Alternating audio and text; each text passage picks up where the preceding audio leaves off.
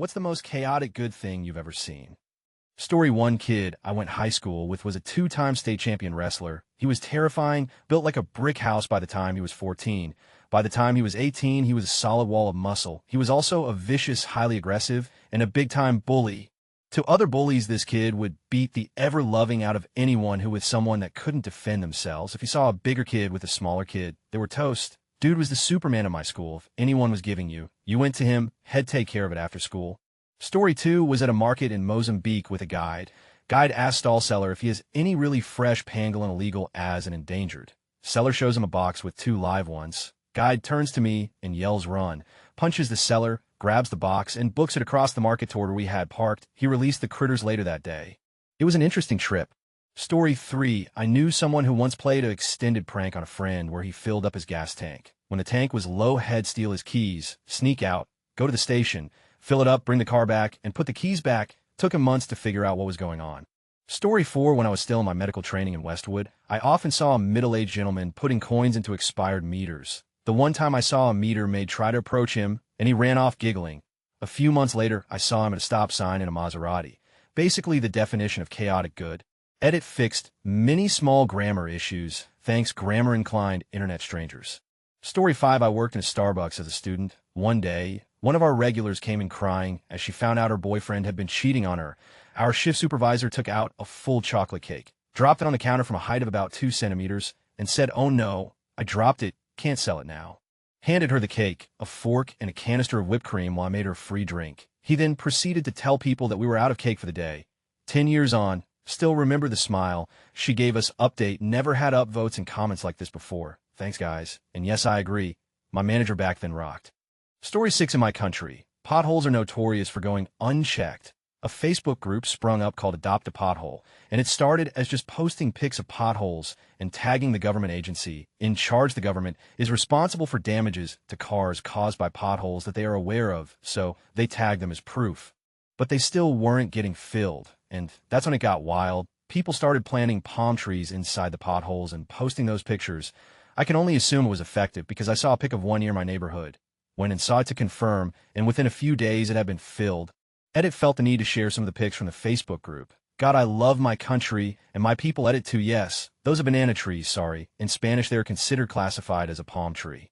Story 7. I watched this meat eat out, dude tweaking hard for a bit and mall. Just like pacing and twitching and muttering. Then this dude bolts out of store with shoes and his arms obviously stolen, and the meth head clotheslines him and yells a victory scream before security came in. Sadly, he got banned from the mall IRC. Edit spelling a clothesline. Story 8. My mom. She's a guerrilla gardener. She's in her early 60s, and she goes out at night with a gang of her pensioner mates and plants flowers, sows seeds, and tidies neglected public land like roundabouts and grass verges. I'm pretty sure she knows there's been yarn bombing around here too. But she refuses to grass them up. Story 9. I remember reading a headline in an Othonian that he'll try best to paraphrase man high on LSD, turns himself into police for theft after breaking into his neighbor's house and stealing their dog because he mistakenly imagined the building to be on fire. Edit a lot of people saying that's not how acid works. This was the reason he gave, which was probably simpler than explaining what was really going on in his head at the time. Story 10. Not something I saw, but something my brother saw. He was on a bus in London, and this elderly woman got on. There were no free seats, but this was largely because 2 teenagers were spreading themselves out across 2 seats each. This big, hulking South African guy tells them to move up and make room for her. They swear at him and give all that cocky attitude teenagers are famous for. He gets up, yanks one of them to his feet, shoves him back so that he's sitting in one seat, and in the thickest Afrikaans accent you could possibly imagine, tells him plainly, "You must be very careful who you're rude to." Hey, they back down after that. Story 11. I was at a party, and someone wearing kilt was forcing sunscreen on everyone. He would say hi in the nicest voice and offer you one of his beers, but only if you put sunscreen on. He was the coolest. Story 12. My sister and her husband tried to train their corgi to bark at their cat whenever the cat broke one of the house rules. Unfortunately, the corgi never had a firm grasp on the cat rules, and at this point he's just making up his own cat rules to try to enforce. Sister just had her first baby a couple weeks ago. Corgi feels like this is an important development, and he should have a role. Corgi decides that his role is to protect the baby from the cat, which involve a lot of barking at the cat while the baby is sleeping. Story 13. Definitely the French secret society, less UX. They built an amazing, fully stocked wooden bar and movie theater in the catacombs that had been in use for some years when it was discovered by Parisian utility workers. Later, a team of UX commandos secretly fixed an iconic broken clock in the Pantheon. From Wikipedia, the UX for Urban Experiment is an underground organization that improves hidden corners of Paris. Their works have included restoring the Pantheon clock, building a cinema, complete with bar and restaurant, underneath the Trocadero, restoring medieval crypts, and staging plays and readings in monuments after dark. The group's membership is largely secret. Story 14, I didn't see it personally, but I heard the story from this guy's roommate who did get to witness it. It's freshman year of college. Two of my neighbors, Colin and George, are rushing the same frat. My roommate had a thing for George, so she invited him and his roommates over for breakfast one morning. We ask about what they're up to, make small talk, all that jazz. Turns out George was just banned from the frat for doing drugs. What did he do, you may ask? He doesn't remember, but according to Colin, they were at a party and George saw someone slip something into a girl's drink. Rather than take a logical approach, tell her not to drink it, take it from her and pour it out, so on and so forth. George ripped it from her hand and chugged it himself. Story 15, I was a teenager at a hardcore show, and one of the only non-white kids in the building. I'm at the edge of the pit, keeping the line, when suddenly I take a hard fist across the face out of nowhere. Catching a stray hit in the face is pretty normal for this situation, but the reaction of everyone around me lets me know that somebody may have targeted me. Like seconds after this, a tall, lanky white kid I've never seen before launches a straight out of the Shaolin temple flying kick to the face on a guy in the pit who just happens to be wearing a logo associated with local neo-Nazis. Nazi dude gets laid out, and the lanky kid jukes out the Nazis' buddies and flies out the building and into the night. Story 16, I remember a few years ago, there were some rogue vigilantes that spray-painted images of dicks into potholes that had gone unfixed for too long. The potholes were fixed shortly after thanks to their graffiti. We'll try to find the article, if anyone's interested. EU Infernal Wedgie got that link in the comments. E2 Your, right, his name's Juan Sky. Story 17, a friend was working in the ER when she was going to school, and a woman came in who had her arm broken when someone stole her purse. As that woman was being checked, a man came in who was hit by a truck after the driver saw him stealing a woman's purse and running away. Purse was returned. Story 18, the year is 2003, and I am visiting family in England. I had walked a mile to a game store that had a deal of 2 PS2 games for £60. I was excited to purchase 2 games for my brother that I knew he would enjoy, but wouldn't buy for himself. As swiftly as I could, I took out the £100 note my cousin had gifted me and purchased these games, excited to run back to my cousin's place. So I could message my brother and tell him what I got him. I run back and send him a message and eagerly wait for his response. He then informs me that the games wouldn't work on our US console. Unfortunately, the game store had a no returns or refunds policy. My cousin told me to go there and explain the situation with the hopes that maybe something can be done. The next day, I trudged back anticipating entering a no-fly zone in regards to this return. I mentioned it to the individual behind the counter. Now, this fella was no normal fella. He had a mohawk, tats, and more piercings that I could count. He was in a different league of cool than I could ever fathom attaining. He gives me the no returns or exchanges or refunds talk, and then opens the case to the game and scratches the out of the disc, proceeds to do the same with the other disc as well, and looks me straight in the eyes and goes, "Oh no, looks like these were sold to you damaged. He'll refund you right away." No wink, no smile, no smirk, no nonsense. Brother, if you're reading this, you alter my way of thinking that day. You are a true and real bro, and I admire and appreciate you beyond what my meager words can convey. Thank you. Edit holy shiitake sauce, guys. I appreciate all the love. To those of you correcting me about the denomination, I must have misremembered the denomination of cash my cousin gave me. I remember being given £100 whenever I would visit them when they lived in the U.S. They would give me a $100 bill. My apologies for getting that wrong. In the ever-famous words of that dude on the train in the movie Eurotrip, "Me scusi." Story 19, one day, my mother was sitting on a crowded tram. Beside her was someone with safety pins on his clothes, chewing a wad of gum.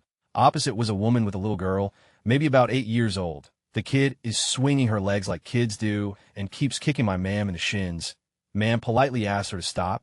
The kid's mother tells her that she won't tell the kid to stop because her parenting coach has said she has no right to impose rules on her kid's choices and that everybody should be able to do whatever they want, whenever they want. Tram pulls in, and the beside my mother takes the gum out of his mouth, reaches over, squishes it between the lattice eyebrows, winks at ma'am, and leaves. Story 2019-98, tense elections in the Caribbean, Dominican Republic. guys campaigning off a truck dropping free produce to locals. Some lady down the road from my aunt's house got hit with 40 pounds of planted batch to her face. C got up, smiled at the free food, and limped away happily. Story 21 Trust Fund Kid and his clique that would show up to your random college party with a literal trunk load of booze and drugs. It was his mission to turn parties into shows likely for his own entertainment. He was just a really nice and fun person too.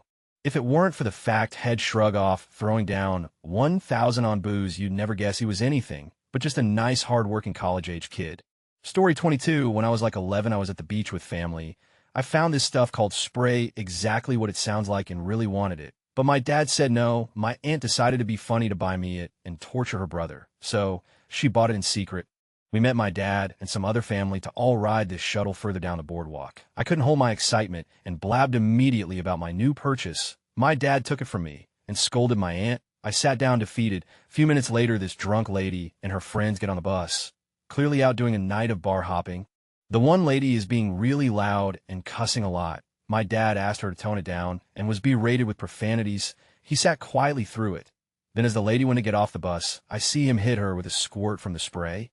Story 23, a Brazilian drug dealer kidnapped medical staff to force them to vaccinate a community for yellow fever. Source edit. Thank you for making this my most upvoted thing on Reddit. Story 24, there was a playground by my childhood home that was broken and fenced off for several months. I set it on fire, and after it burned down, they replaced it within a few weeks. Story 25, when I was in high school, there was one kid who was about a foot taller than everyone in the class and built like a rhino. He would beat up kids every day for no reason and would get away with it because no one would do anything about it. One day we had a casual teacher spot him from across the school beating on some younger kids. This teacher ran at him and hit him like a train, flipped this kid like an egg. The bully left the school a few weeks later, and the teacher lost his job, but he will always be remembered as the one who saved the school. I've been out of school now for a few years, and it still comes up in conversation.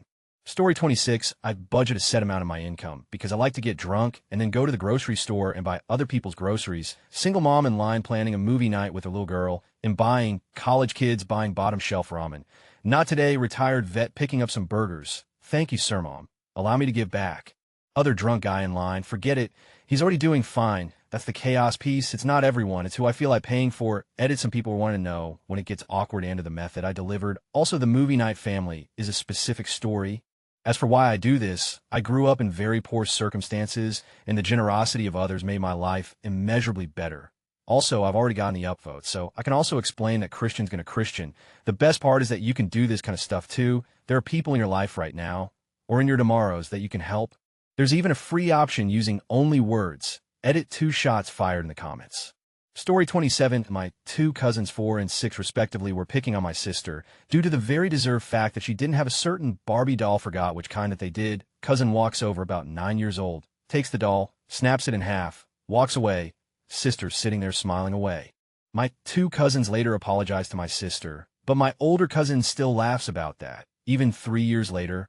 Story 28, my late best friend was super into drinking whiskey and snorting coke. He got his tax return and decided to drink a fifth and do an 8-ball and disappeared. About 6 hours later, we hear something by the trash cans, and it's Pat with 2 full bags of litter. He walked the entire neighborhood twice picking up all the trash, including the cigarette butts. Story 29, I had a cousin with Downs. He lived with his parents. This was back in the 60s or 70s, and they were the first ones in their neighborhood to get an electric dryer. My cousin asked a lot of questions about this and why they needed one, etc. His mom, exasperated, told him it was illegal to hang clothes to dry to get him to stop. It worked. A couple of hours later, a neighbor came over and told her that her son had run through the neighborhood and cut everybody's clotheslines, leaving their clean clothes on the ground. He had served up some justice. Story 30, for my engineering senior design project, our team leader assigned me to research a bunch of businesses and hubs in our area to determine the cost of 3D printing a part that we needed for a project, then send him a report on what I learned. Instead of doing that, I ignored him and spent the day asking around until I found someone who would let me borrow their printer. Then I spent the next day teaching myself how to print the prototypes we needed, and I showed up at the next team meeting with a working prototype for our project that put us days ahead of schedule without doing a single objective I was assigned. Story 31, back in the day, I went to Blockbuster to get a copy of the DVD extended edition of Lord of the Rings. It was a big deal at the time, and I was worried it would be sold out, Stoner clerk told me that they were sold out, but that the only one we have is the copy my boss told me to put aside for him. But he's always telling me to put customers first, so here you go. Thank you, Stoner clerk. Story 32. I remember in middle school, there was a lunch lady who would ever so slightly overcook cookies or pizza or fries from the snack line so that she could say that they were not suitable to sell, and then she would give them to the kids who were getting the shitty meal because they had no money in their lunch accounts. Story 33 was working at a coffee shop. This lady was on her phone, and it was time to order. Generally, I handle this by going lawful evil and asking, as loudly as possible, as many applicable questions that require more than a yes-no answer as I can think of.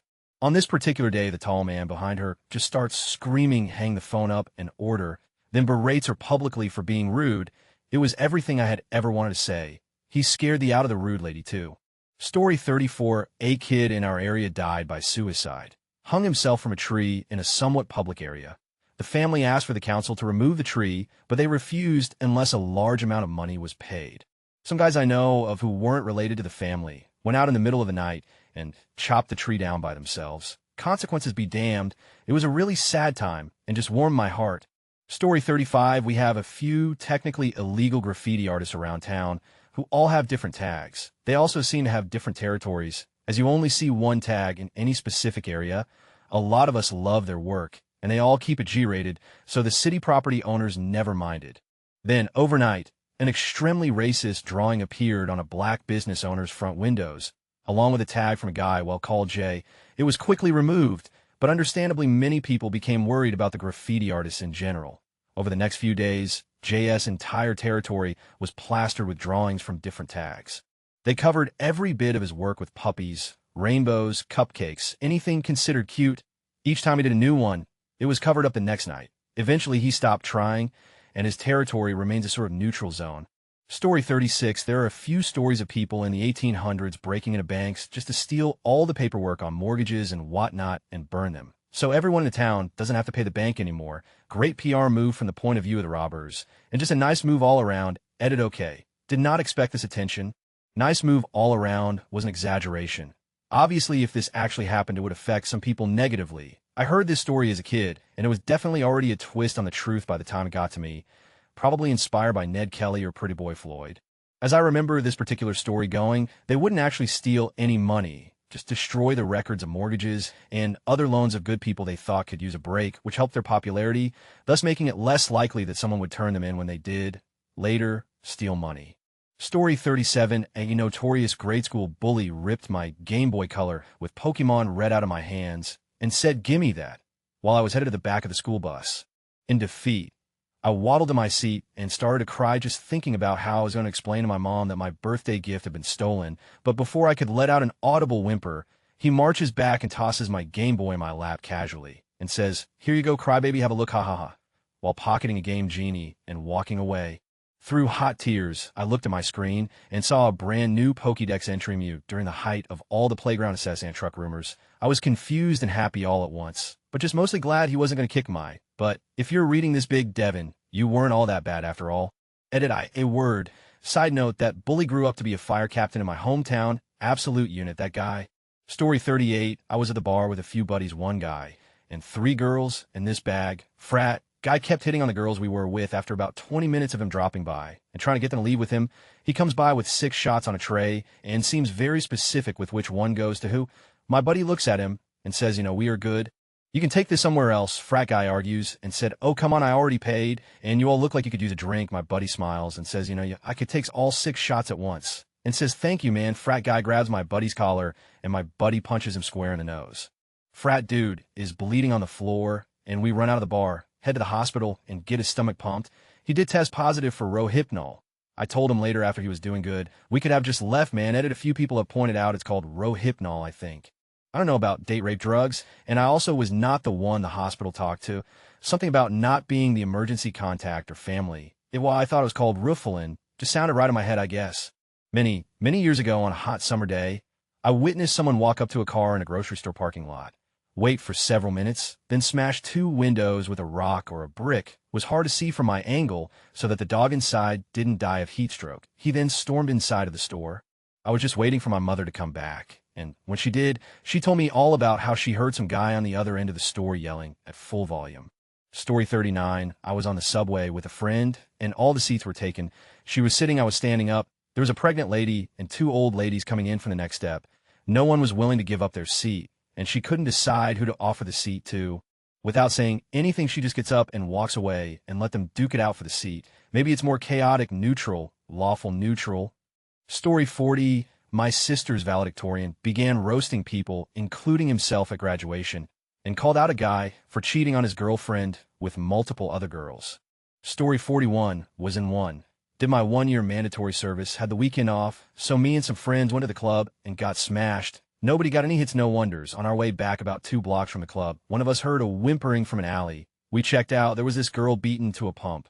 I mean, her face was a mess, missing teeth, no eyes to be seen. The medicoff amongst us assessed her as good as you can when wasted. She could feel her limbs stand and all that. I went running back to the club to call 911. It was before cell phones. Nope, we had to wait at least an hour. There was no ambulance available. I booked back and said just that. There was 4 of us, me, medic, gangster tall, slender, but totally crazy, and Big Mike bodybuilder. I told her what I was told. Gangster said, get her together, we'll get a ride. Medic and Mike get her up, and I almost puked from the running and booze. 30 seconds later, a car screeches around the corner. It's Gangster in a nice car. Get in, we're going to the hospital. We get her to the car. She gets in, sobbing and all. Then Mike figure out that we can't drive 15 kilometers as up as we are, right? What now? Mike jumps out when he sees a dude. Can you drive? The dude meekly says, yeah. Good, says Mike. You're driving us to the hospital. She's beat up, dude. So in he goes, we jump in, and off we go. We deliver her to the ER, make sure that she's taken care of, and then we run. We're drunk, as in don't want to talk to the cops. Driver drives us back where he got us from and gets out. So do we? Then gangsters say that we should leave too. The car was sort of stolen, so that is how I and friends stole a car, kidnapped a driver, and got a girl to hospital. And I had the worst hangover ever the day after. Good, maybe chaotic, absolutely. Edit words, edit 2. This is the first time something like this happens. Picked up my kids yesterday, so life got the better of me. They'll respond to everybody as I get the time too. Oh, also saw a request for more stories. I have a few more in storage, some from my military time. Funny how much mischief you can do in 298 days. Also, thanks for the gold. Edit 3, something's wrong with my app. Boost the replies, get posted to the wrong comment. Story 42, restaurant. Down a cook, down 2 servers, getting busy. Both cook and server doing their best. One mother from a table steps up, talks to server, and suddenly she's delivering plates to tables, taking drink orders, and delivering for a solid half an hour until another server rocks up for work. Hope like mad they got their meal comped. Story 43, a guidance counselor just gave me the answer key to a Texas history final so that I could pass high school.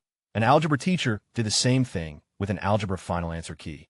ID been homeless, parents both dead from drug overdoses, had done time in foster care, which made me miss a ton of school. I was working 30 hours per week, and I was accepted into college across the country. They said, you'll never use this again in your life. We're not going to let these subjects be the ones that make you fail high school after everything you've done to not drop out.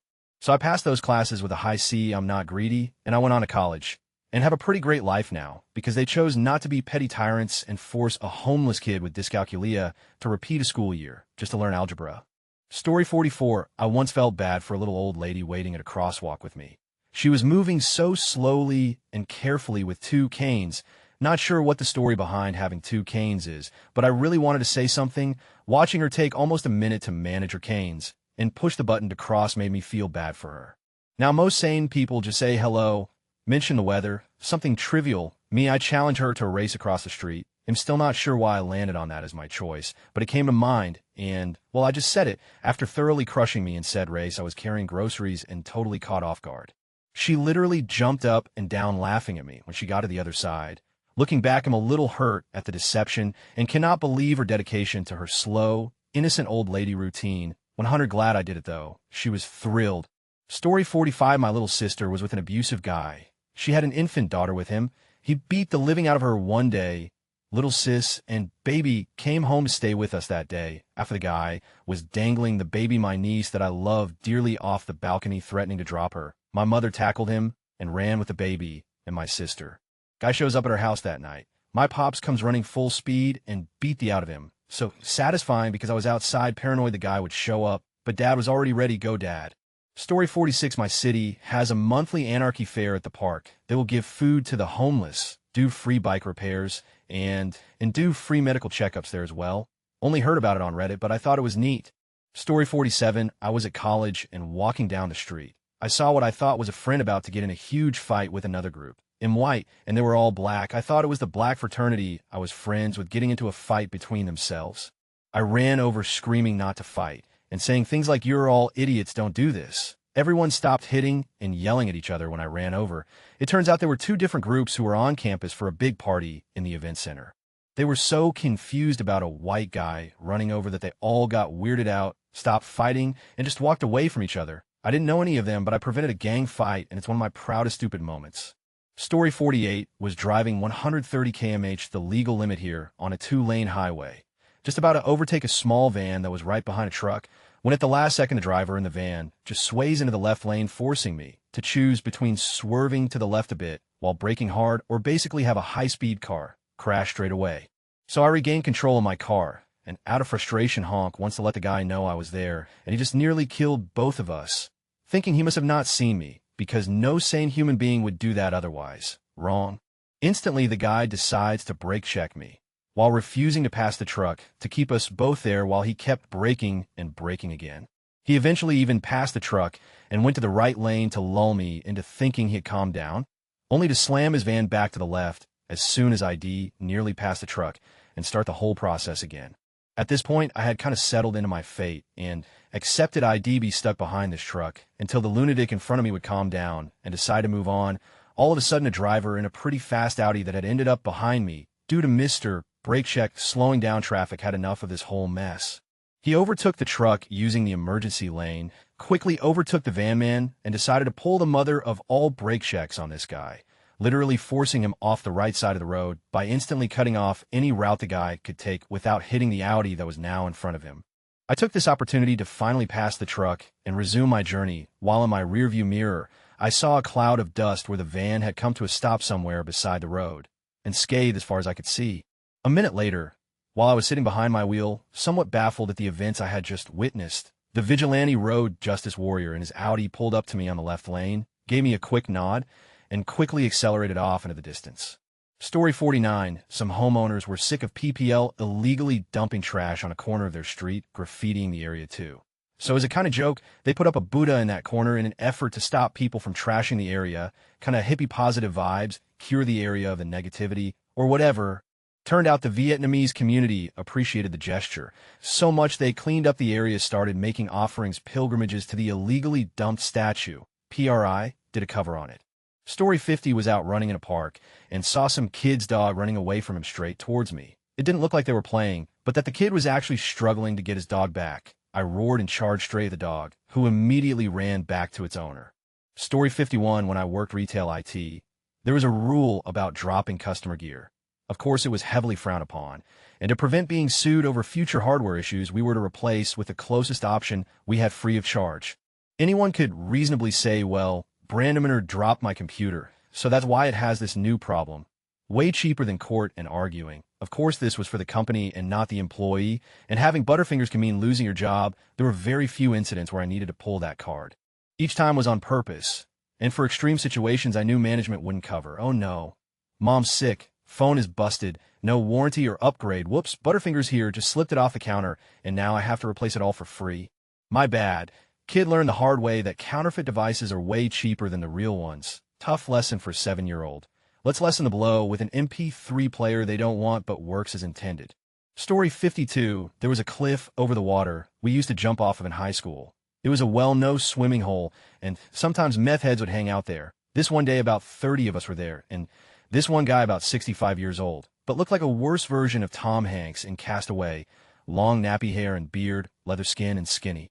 He had his own case of beer, but smelled of stale cigs and mold and meth. We leave him alone, he leaves us. He is just sitting at the top of the bluff watching and drinking.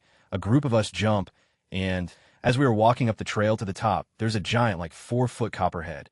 Someone yelled out, and this dude practically jumps down the rocks in 3 jumps. And without even sizing up the situation, he just lunges at the snake, grabs it behind the head, lifts it above his head, and lets out the most primal scream Eve ever heard.